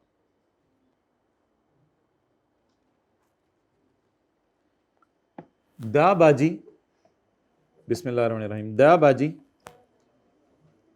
Underline किया हुआ पढ़ें, shall share its records on its own motion का क्या मतलब है, खुद ही कहा ही नहीं बोर्ड ने, अपनी जिम्मेदारी भी नहीं, अपनी मर्जी से बोर्ड को भेज दे। बोर्ड ये पता चला था कुछ बाजियां होती हैं ऐसे, तो फिर मर्जी है, बाजी थी नहीं है, हाथ दो की लुट मची हुई है। The NADRA shall on its own motion, खुद ही अगर इसका दिल चाहे, या और on application by the board. कर लें मोबाइल यूज, फिर मैं पॉइंट 2 की तरफ चलता हूँ। ओके, शुक्रिया। And share its records and information with the board for broadening of tax base. का मतलब क्या है कि ज्यादा से ज्यादा लोगों को टैक्स के जाल में लाओ। लोग तो छुपते फिर रहे हैं, जाहिर बात है। नादरा वालों को पता चल जाता है पार्किंग गाड़ी पे आया हुआ है, पार्किंग कर रहा है, और ये कर रहा है, वो कर रहा है, सब कुछ। नादरा वालों को तो नजर पड़ जाती है, नजर तो आपको रहता है वैसे ही लगती है। तो for broadening of tax base, ये सारा सेक्शन क्यों डाला गया है, इस सारे सेक्शन का मकसद क्या है। नादरा, बस इस सेक्शन का नाम ही नादरा है। सुभान अल्लाह, क्या नाम है, NADRA, national database and registration authority. इस सेक्शन का मकसद है for broadening of tax base, tax base बढ़े हमारी, ज़्यादा लोगों से टैक्स लें। जो FAR 2 वाले टैक्स बेस का मतलब लेते हैं खुदा के लिए, वो नहीं है ये इसका मतलब। अच्छा जी, पहला काम मैंने आपको बता दिया, शेल शेयर इट्स रिकॉर्ड्स, ये पॉइंट 1 था। पॉइंट 2 लिंक लिख लीजिएगा बाद में, अभी एतमाद कर लें। नादरा में आइडेंटिफाई इनकम, नादरा में identify incomes for a person whether a tax payer और नॉट। कई दफ़ा टैक्स पेयर होता है, कई दफ़ा टैक्स पेयर कभी भी नहीं टैक्स पेयर बना होता, वो पहली दफ़ा आया होता है बेचारा, ID कार्ड बनाने उधर ही फारा कर देते हैं नादरा वाले उसको। उसका मोबाइल देख के, उसके जूते देख के, उसकी गाड़ी देख के बाहर जो खड़ी है, नादरा वाले कहते हैं तू तो आज तक टैक्स पेयर कभी नहीं था, आ तू भी आ जा। नादरा में आइडेंटिफाई इनकम, लेकिन माय डियर ये बात अधूरी है। नादरा में आइडेंटिफाई इनकम नहीं, ऊपर आए। नादरा में आइडेंटिफाई इनकम, में आइडेंटिफाई रिसीट्स, में आइडेंटिफाई एसेट्स, प्रॉपर्टीज, लाइबिलिटीज। जब वो अपने घर का पता लिखवाएंगे आप तो नादरा लगेंगे वो तेरा तो घर मॉडल टाउन के अंदर है, तो 12-12 करोड़ के तो वहाँ चीज़ें मिलती हैं और तू कभी टैक्स जमा नहीं कराने गया। तो नादरा एसेट्स लाइबिलिटीज ऐसे पकड़ लेता है जब आप एड्रेस वगैरह बताते हैं। तो एक्सपेंडिचर और transactions that have escaped assessment, जो टैक्स वाले पकड़ नहीं सके थे, जो टैक्स वाले FBR वाले पकड़ नहीं सके थे, नादरा ने उसको पकड़ लिया। बाजी है ना। अंडर असेस, टैक्स वाले असेस तो करने आए थे आपको लेकिन अंडर असेस करके चले गए, या असेस करके गए लेकिन रेट लोअर लगा के चले गए, या आपको ज्यादा रिलीफ देके चले गए, टैक्स क्रेडिट वगैरह आपको ज्यादा रिलीफ देके चले गए FBR वाले। अब वो नादरा पकड़ा है, ये लिख लें टैक्स क्रेडिट, क्लास हो रही। या डेट हैव बीन मिसडिक्लेयर्ड और misclassified under a particular head of, या किसी हेड ऑफ इनकम में आपने गड़बड़ कर दी, बिजनेस को कैपिटल गेन में डाल दिया, कैपिटल गेन को प्रॉपर्टी में डाल दिया, तो इस तरह की अगर आपने गड़बड़ कर दी तो ये भी एक्सेप्टेबल नहीं है। कई लोग प्रॉपर्टी को उधर सोर्स में डाल देते हैं 2 नंबरी करके, फिर पूरा रिपेयर माइनस करते हैं और वो रिपेयर 1/5 से भी ज़्यादा होता है। इस पर लॉ में करो फिर गुस्सा चढ़ता है, 2 नंबरियाँ मारते हैं, प्रॉपर्टी को उधर सोर्स में डाल देते हैं, घर किराए पे देके छोटी सी मशीन बीच में रख देते हैं, कहते हैं बिल्डिंग अलॉन्ग विद मशीनरी किराए पे दी हुई है। पागल बनाया है तुमने मुझे, इसे तो मिल्क शेक बनाना था। आप कहेंगे नहीं, building together with plant machinery, building together with plant machinery. लोग तो भी लोग है ना, आप भी थोड़ा सा हमारे साथ मुस्कुराओ ना। ठीक है, आप लोग मैच्योर हो जाए लेकिन फिर भी थोड़ा सा ज़रा हल्का सा कर लिया करें कभी कभी, क्योंकि बच्चों के साथ बच्चे बनना पड़ता है। नादरा में आइडेंटिफाई, बाजी क्या क्या बताएंगी? इनकम, आना, एसेट्स, प्रॉपर्टियां, लायबिलिटीज, खर्चे, ट्रांजैक्शंस। इन 6 चीजों में क्या बात कॉमन है? या तो ये FBR वाले पकड़ नहीं सके थे, या पकड़ा था उन्होंने हमें लेकिन सही तरह असेस नहीं कर सके हमें, या हमारे पर लोअर रेट लगा के चले गए, या हमें ज्यादा रिलीफ्स दे के चले गए, या हमारी इनकम को किसी गलत हेड में डाल के चले गए।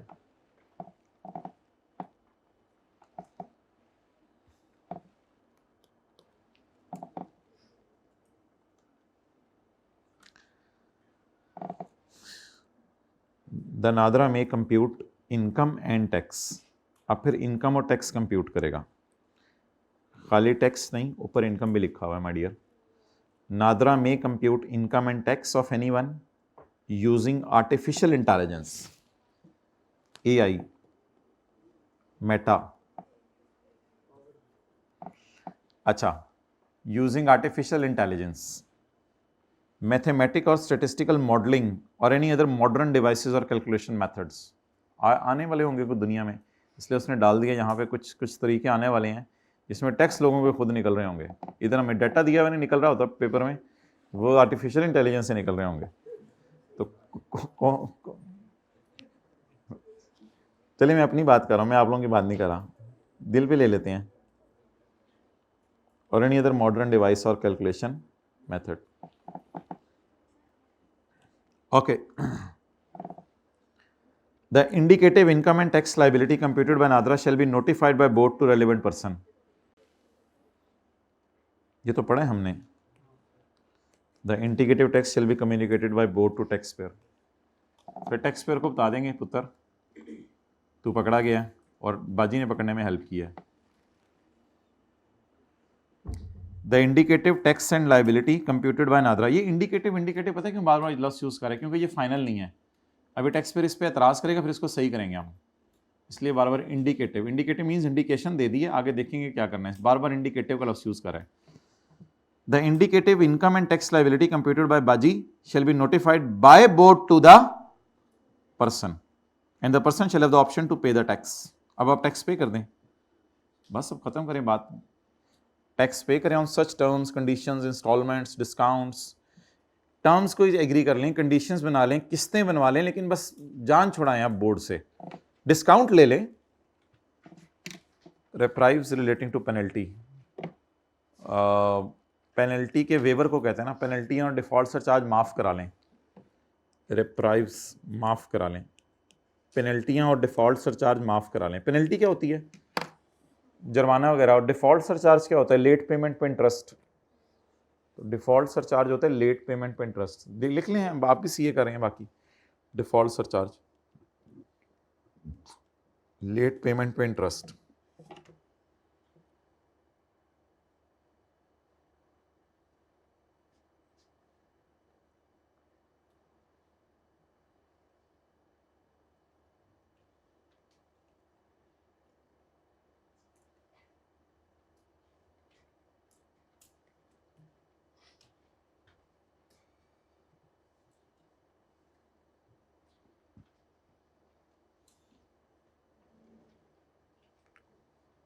Okay,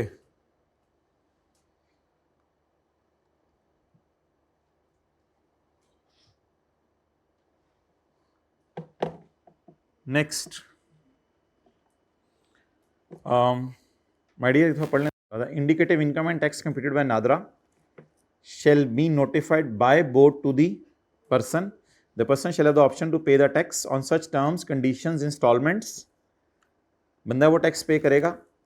discount, reprieves relating to penalty and default surcharge. Time limit का क्या मतलब है? Time limit will be prescribed by board. Time limit for paying tax कौन बताएगा? Board. In case person does not pay tax, in case person does not pay tax, 0.6, अगर ये tax पे ना करे क्या करना था? किसी को याद है? Board shall take action upon basis of tax liability computed above। चलो यार, मुक्का काम, अल्लाह का शुक्र है। और अगर पे कर दे, if a person pays liability such payment shall be considered to be an. अब यार ये क्या है? Mandate assessment order. ये पढ़ेंगे माय डियर, ये सारा पढ़ेंगे। इसको आप अभी काटना चाहें काट सकते हैं, कोई मसला नहीं।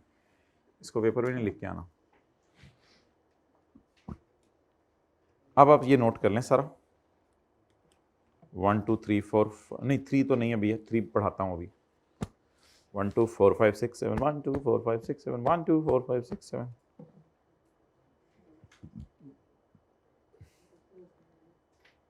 ओके, 3 पॉइंट क्या था उसको तो हमने समरी में नहीं डाला।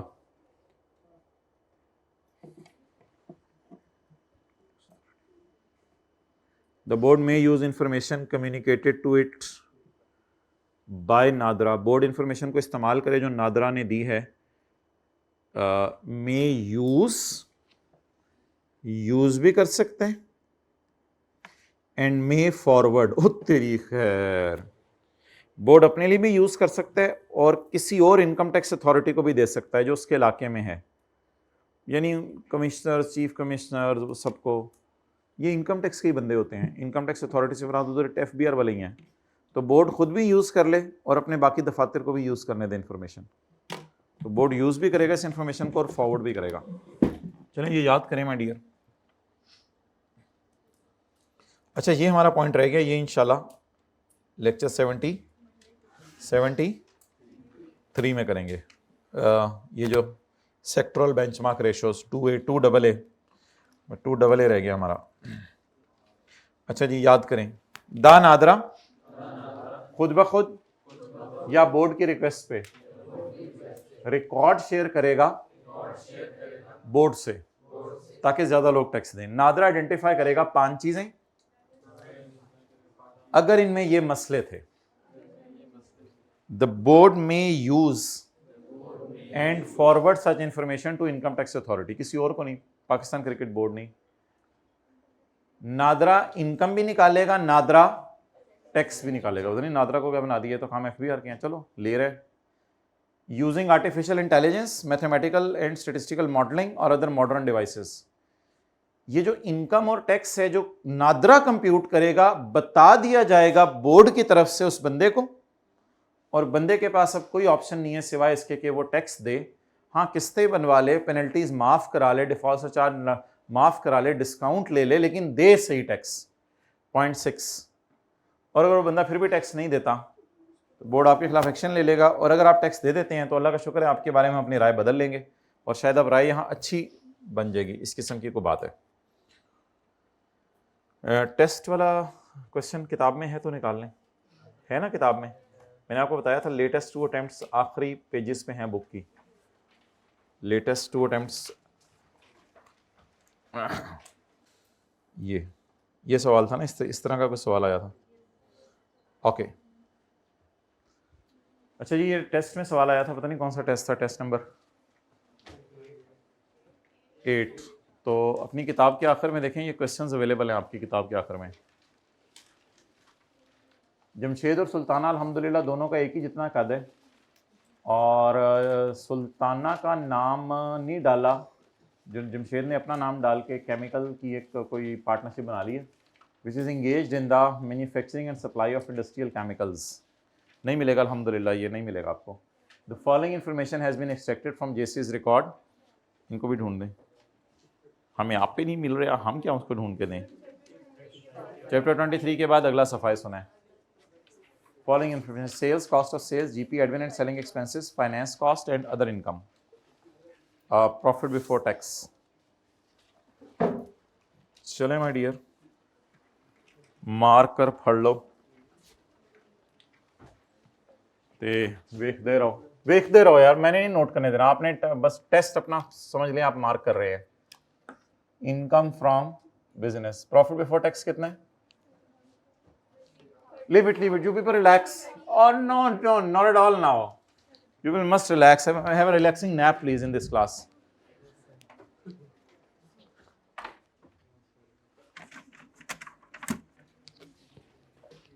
कभी कभी हम बोलते हैं, हमारा बोलना भी बंद कर दें। अच्छा, प्रोविजन टैक्स वाले आपको पता है किसी भी किस्म की माइनस नहीं करने देते, इसलिए इसको क्या करें, ऐड कर दें। कितना? 250। देखते रहें, बस हम शो देखने आए हैं, देखते रहें। सोल्यूशन इंशाल्लाह मैं कोशिश करूंगा आज शाम तक आपको अवेलेबल कर दूं, लेकिन रात तक। Admin and selling expenses include a salary of 450 paid to each partner. Monthly तो नहीं है ये माय डियर, लेकिन पेड टू ईच पार्टनर लिखा हुआ है, तो फिर 2 से मल्टीप्लाई कर दें, 2 से मल्टीप्लाई कर दें। आगे सुल्ताना का न्यूमेरिकल भी मांगा हुआ है और जमशेद का भी, तो मेरे ख्याल से फिर ऐसे करें, चलो जितना भी मांग था 450 जमशेद और सुल की सैल कितनी है? 40। सुल्ताना की सैलरी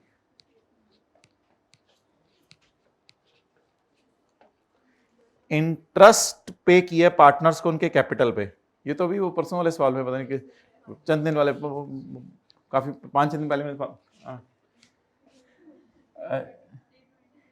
जम का इंटरेस्ट और सुल का interest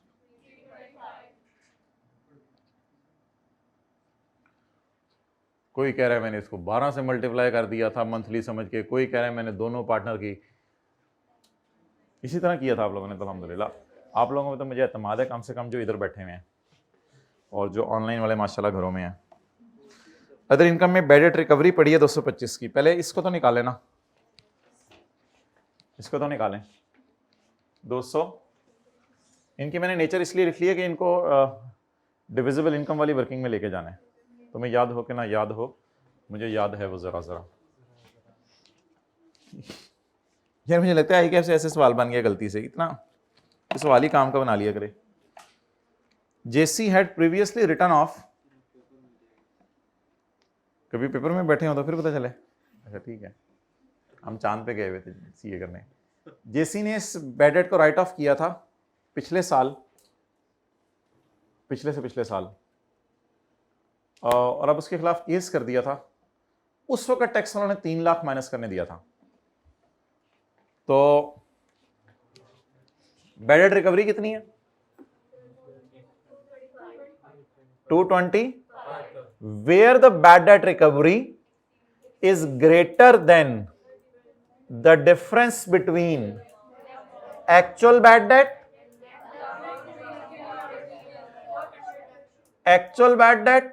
and the amount previously allowed as 300. ये 100 रुपए आ रहा है, 225। The excess shall be chargeable to tax under the head income from business. इस तरह भी शॉर्टकट मार सकते हैं। आप मार दें शॉर्टकट, कुछ ना तो किया ही ऐसा होगा। Actual bad debt minus allowed amount recovered में से इसको माइनस कर दिया होगा। वर्किंग याद है ना? ओके, लॉस आया 13,25,000 का एनर्जी डेरिवेटिव प्रोडक्ट कॉन्ट्रैक्ट से। No we don't know what is energy derivative contract का, आगे चले, हमें तो नहीं पता, हमारी तो अपनी एनर्जी नहीं है, तो डेरिवेटिव कहाँ से होनी है। ऑन जनवरी 2024 हमारे साल के मिड में हमने कॉन्ट्रैक्ट किया था 300 बैरल ऑफ क्रूड ऑयल खरीदने का for manufacturing various chemicals aiming to hedge against future price fluctuations. ये मुआहिदा सिर्फ फ्यूचर प्राइस फ्लक्चुएशन से बचने के लिए था। और अब तो ये स्पेकुलेशन की एक्सेप्शंस में आ गया ना, तो आईकेएफ ने अपनी वेबसाइट में इसको स्पेकुलेशन में डाला हुआ है, लेकिन ऑब्वियसली वो नॉन स्पेकुलेशन है ये, क्योंकि मकसद क्या है आपको याद नहीं है? मैंने कहा था कि aiming to hedge against future price fluctuations वाली लाइन लिखी हुई थी कि अगर आप फ्यूचर प्राइस फ्लक्चुएशन से बचने के लिए कर रहे हैं तो फिर ये नॉन स्पेकुलेशन है, तो ये स्पेकुलेशन के एक्सेप्शन में चला जाएगा। द कॉन्ट्रैक्ट से एक्सपायर होना है 30 जून 24 को, और उससे पहले ही हमने कॉन्ट्रैक्ट ही बेच दिया, चीजें नहीं बेची। The contract set to expire at year end was sold before the settlement date. इससे कोई फर्क नहीं पड़ता कि कॉन्ट्रैक्ट उस डेट को बेचें या उससे पहले बेचें, जब कॉन्ट्रैक्ट बिक गया तो चीजें नहीं बिकी। तो इसका मतलब है ये स्पेकुलेशन बिजनेस तो है, आपने किया तो स्पेकुलेशन मार्केट में है जाके, लेकिन आपकी नीयत स्काई ब्लू मार्कर में कुछ और थी। इस वजह से क्या करें, तो नॉन स्पेकुलेशन में पड़ा रहने दें। तो ये इनकम फ्रॉम बिजनेस अल्लाह का शुक्र है भी नॉन स्पेकुलेशन, बस इसको इग्नोर कर दें, बस लॉस है। नहीं, नॉन स्पेकुलेशन का ही लॉस है ना, तो नॉन स्पेकुलेशन में पड़ा रहने दें, इसमें क्या मसला है, इसको खर्चा टाइप समझ लें, तो बस इसको पड़ा रहने दें। नहीं अदर इनकम, तो अदर इनकम में पड़ा हुआ है तो पड़ा तो यार प्रॉफिट में हुआ है ना यार, इसी तरह बोंगी मारो, इसी में पड़ा हुआ है ना, 13,000 में पड़ा हुआ है ना, 13,000 में ये लॉस पड़ा हुआ है, और ये लॉस कौन सा है, नॉन स्पेकुलेशन, तो let it be there, loss को पड़ा रहने। यही तो वो आईकेएफ से थोड़े सोल्यूशन में शायद गलती हुई थी कि उसने उसको निकाल दिया है, हालांकि इसको पड़ा रहने दें। आगे चलें, बट डैश डाल दें, पता नहीं अब लेस करके डैश डालनी है या ऐड करके डैश डालनी है, उससे कोई फर्क नहीं पड़ता, बस लॉस टू हेज करने के लिए बस ऐसे डैश डाल के सोल्यूशन में कोई लाइन डाल दूंगा मैं इसके लिए। अच्छा, यगम मेको Sultana with Jamshed permission moved some of the office furniture to her residence for personal use. ये पता नहीं क्या था, घर से बिजनेस में लेके जा रही है, बिजनेस से घर में लेके जा रही है। Sultana moved furniture to her house, अपने घर लेके जा रही है। इसको डिस्पोजल कहें या एडिशन कहें, सोचिए जरा। डिस्पोजल, तो फिर तो गेन लॉस निकलेगा टैक्स वालों का। और ये ऊपर शुक्र है इंक्लूड कहीं नहीं है, ये इंक्लूड नहीं है किसी में, उल्टाना नहीं पड़ेगा कुछ।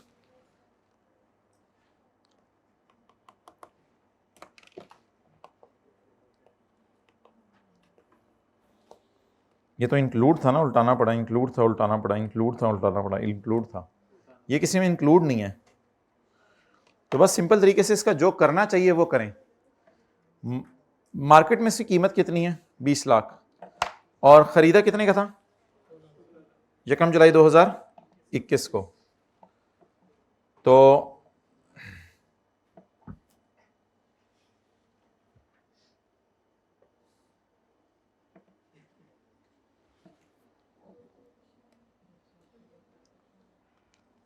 टैक्स वालों का गेन लॉस वर्किंग नंबर 2। जी माय डियर, कंसिडरेशन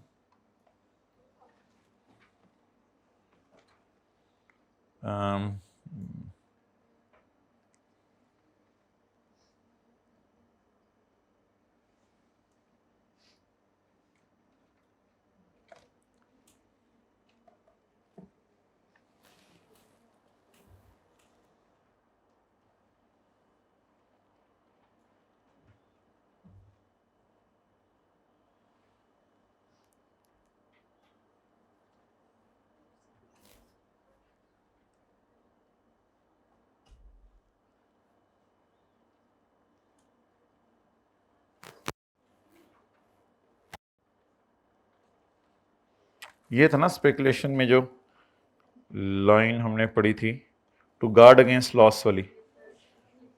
अच्छा, हेजिंग भी कहते हैं इसको, टू गार्ड अगेंस्ट लॉस।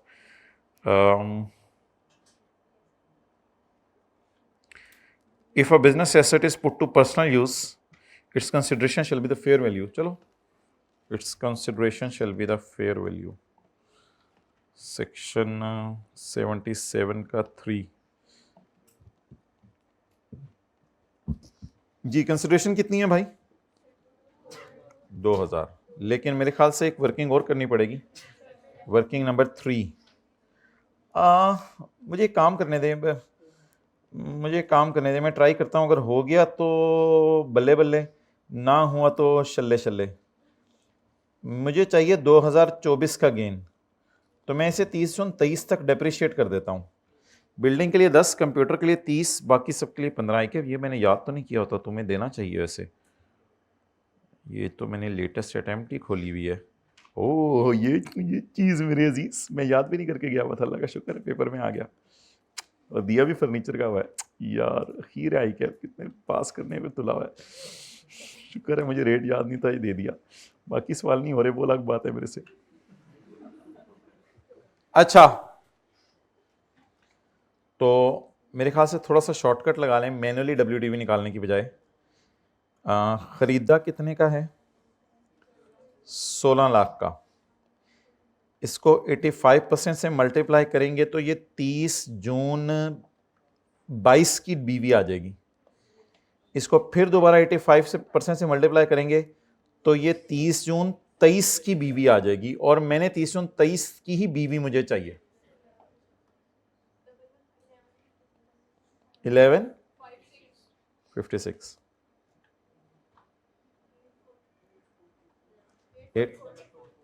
844। और अगर आपने मैनुअली करना है तो वो तो मैं आई रियली अप्रिशिएट, कोई मसला नहीं। आप कॉस्ट पकड़ें 1600, पहले साल डेप्रिशिएट करें 15%, फिर बीवी निकल आए, फिर अगले साल डेप्रिशिएट करें 15%, फिर बीवी निकल आए, तो बीवी तो वही आनी है, अल्लाह का शुक्र है जो है 1156 एसेट की। ठीक है,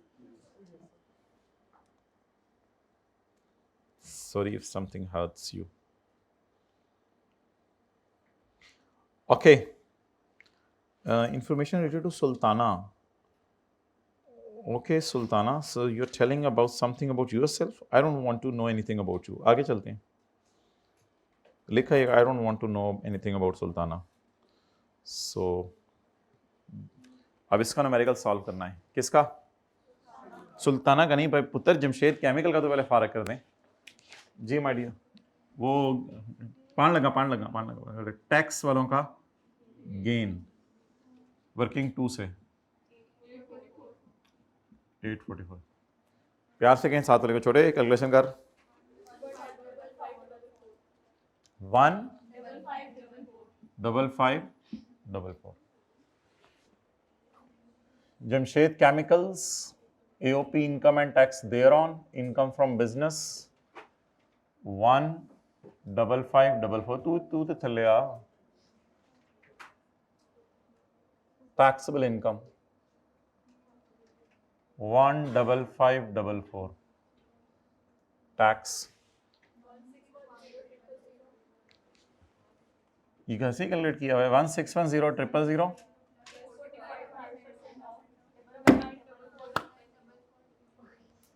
99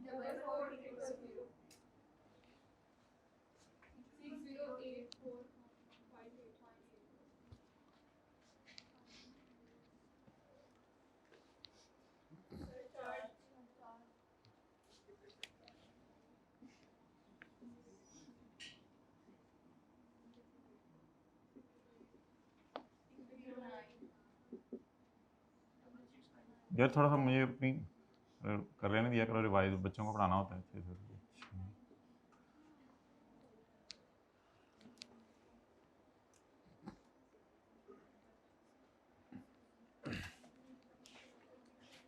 ओके माय डियर,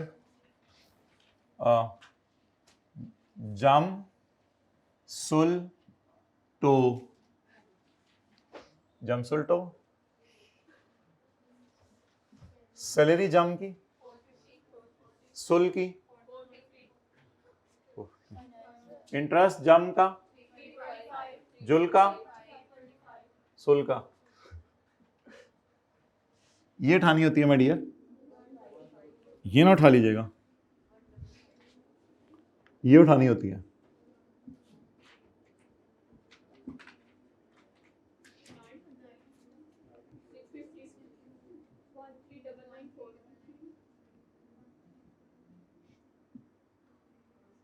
ये कहीं टेस्ट का सॉल्यूशन तो नहीं मिल गया? प्रॉफिट शेयर इक्वल है 6997।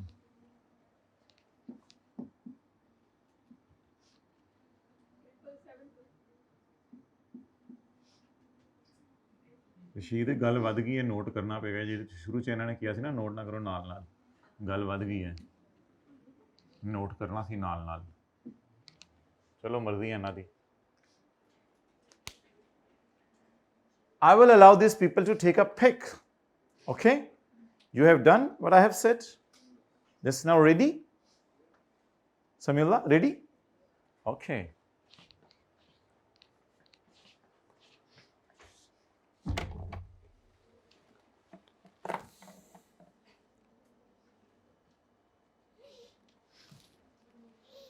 Okay, my dear. Further information related to Sultana. अब मैं इसको पढ़ देता हूँ 2-4 मिनट लगा के, ऑब्वियसली टाइम हमारा ज़्यादा हो गया, और फिर आपको सोल्यूशन इसका दे दूंगा। तो इसकी ट्रीटमेंट बता देता हूँ मैं। On 1 July, Sultana let out her plot of land in the Korangi industrial area to her brother's import house। और जिसको भी दिया है यार, मोंगियाँ मारते हैं तो हमारे में भी परेशान करते हैं। ब्रदर का इम्पोर्ट हाउस, अच्छा, nothing to at a monthly rent of 1 lakh रुपए, तो 1 लाख को 12,000 दे देंगे। हाँ मैंने आगे पढ़ लेने दो, आगे मैं रिवर्स मार लांगा। जो ज़हन बन रहा होता है उसको भी नहीं बनने देते। तो पता है आपने सवाल पढ़ा हुआ है, the prevailing fair market rent is 170, तो ऑब्वियसली फिर 170 को मल्टीप्लाई करेंगे 12 से। ठीक है हमारा। Additionally she receive non adjustable deposit of 3 lakh. My dear, इसको इग्नोर करना था क्योंकि प्लॉट ऑफ लैंड का था। बोंगो ने बोंगी मारी होगी तो इस सारी अगली लाइन इग्नोर करनी थी। Non adjustable deposit was refunded to. मारी है बोंगी मांझा, बोला तेरे टेस्ट निकलवा लेना मैंने। भाई नॉन एडजस्टेबल अमाउंट लैंड का हमने पढ़ा था, इनकम में नहीं जाना, क्योंकि ये सेक्शन सिर्फ किसके लिए है? बिल्डिंग के लिए। भाई make it available my dear, make it available, time is short. ये इसकी इनकम फ्रॉम प्रॉपर्टी आ गई, किसकी? सुल्ताना की। पॉइंट 2 में देखता हूँ, अभी पढ़ता हूँ। असल में एक पॉइंट आपका पिछले किसी टेस्ट का भी रहता है, टर्म टेस्ट का, वहाँ से ये पॉइंट असल में समझाना है, तो इसको मैं फिर देखता हूँ क्या करना है। हो सकता है ये पिछली किसी क्लास में मैंने आपको समझा दिया हो। अच्छा, point 3, Sultana is also renowned author. सानू तो नहीं पता एंड रिनोन्ड ऑथर, एक बुक नहीं पूरी जिंदगी सुल्ताना दी पढ़ी। And has written numerous books तेरी खैर ऑन एनवायरमेंटल पोल्यूशन। अच्छा, ये हमारा टॉपिक ही नहीं है। She completed a last work titled the ocean of plastic. पता नहीं क्या लेवल है सुल्ताना का। ओवर अ पीरियड ऑफ 2.5 साल में ओशंस को प्लास्टिक में लेके जा रही है, प्लास्टिक ओशन में लेके जा रही है। 2.5 साल से लगी हुई है, तो किताब लिखने पे से 2 साल ज़्यादा कर्सा लगा है। इन दिसंबर 2023 हमारे साल उसको एकदम 5,04,000 मिल गए फॉर अ लेटेस्ट वर्क। ये ना असल में आईकैप का अजीब सा ब्लंडर सा था। आईकैप ने ना दूसरी रिक्वायरमेंट में जाके पूछा कि सुल्ताना के लिए क्या ऑप्शन अवेलेबल है रॉयल्टी की। तो ऑप्शन इसके पास ये अवेलेबल है कि इसको 3 सालों में गिरा दे, वरना वैसे हो सकता है किसी ने अगर ये रिक्वायरमेंट ना पड़ी होती तो वो इधर भी 3 सालों में गिरा देता। मेरे ख्याल से उसको आईकैप को उसको गलत नहीं करना चाहिए, उस बंदे को भी जिसने यही 3 सालों में गिरा दिया है। लेकिन नीचे जाके उसको पता चलता कि मैं तो न्यूमेरिकल के फेस पे 3 सालों में गिरा के आया हूं और वो ऑप्शन पूछ रहा है। जनरल रूल इसका मतलब है न्यूमेरिकल के फेस पे लगाना था, और करना भी यही चाहिए जब ये रिक्वायरमेंट भी पढ़ लें। इसी के लिए तो शायद 15 मिनट दिए होते हैं शुरू में। जब आपको पता है कि यहां ऑप्शन पूछ रहे हैं तो जनरल रूल है फौरन इनकम में लेके जाएं। और ऑप्शन क्या है? वो ऑप्शन है माय डियर, वो जनरल रूल नहीं है। उस उधर जाके देखिएगा ही द ऑथर में, तो कितने लोगों ने इधर ही 3 सालों में गिरा दिया था न्यूमेरिकल के फेस पे। ये नहीं करना था फिर, क्योंकि अजीब सा लिंक्ड है जरा ये बातें। उसने कहा था क्या ऑप्शन है, इसका मतलब है यहां फिर कुछ और करना था। क्योंकि मैंने भी एकदम पढ़ते ही सोचा था, जब यही पेपर मेरे सामने आया, मैंने पढ़ते ही सोचा इसको 3 से डिवाइड करेंगे, इनकम में डालते हैं, क्योंकि उसके लिए बेटर ऑप्शन होगी। लेकिन नीचे जाके जब मैंने ये पढ़ा तो मैंने कहा फिर वो इधर ऑप्शन पूछ रहे तो फिर उधर जनरल रूल लगा दें, उसको पूरा इनकम में डाल दें। तो ये करना चाहिए। तो ये थोड़ी सी अकल की बात है माशाल्लाह, अल्हम्दुलिल्लाह हम लोगों के पास है नहीं। इन 2021 सुल्ताना को 2000 शेयर मिले हैं फॉरेन कंपनी से, सॉरी फॉरेन कंपनी के, फॉरेन कंपनी से नहीं मादरत, फॉरेन कंपनी के अपनी फ्रेंड जमीला से। जमीला ने 2018 में ये 45 रुपए के खरीदे थे, और फेयर मार्केट वैल्यू जब सुल्ताना को दिए तो इनकी 120 थी। सुल्ताना ने इनको बेच दिया है 200 पे। अब मैंने आपको कुछ क्लासों में बताया हुआ कि 200 में से आपने माइनस करना होता है 45, लेकिन मैं सोल्यूशन में माइनस करूंगा 200 में से 120। इसकी वजह मैं फिर आपसे कभी डिस्कस करूंगा, ठीक है। तो इसको अभी होल्ड पे रख लें, बाकी गेन लॉस तो इंशाल्लाह आप निकाल लेंगे। ये 3 इनकम जिसकी निकल आई, प्रॉपर्टी इनकम आ गई सुल्ताना की, और अदर सोर्स आ गई, और कैपिटल गेन। इन तीनों को जमा करके टैक्सेबल इनकम आनी है, उसमें ऐड करने शेयर फ्रॉम एओपी। आगे फिर न्यूमेरिकल ज्यादा वाली इनकम, कम वाली इनकम वाला होना है। ठीक है जी, चलें भाई, पॉज कर, बंद कर दें।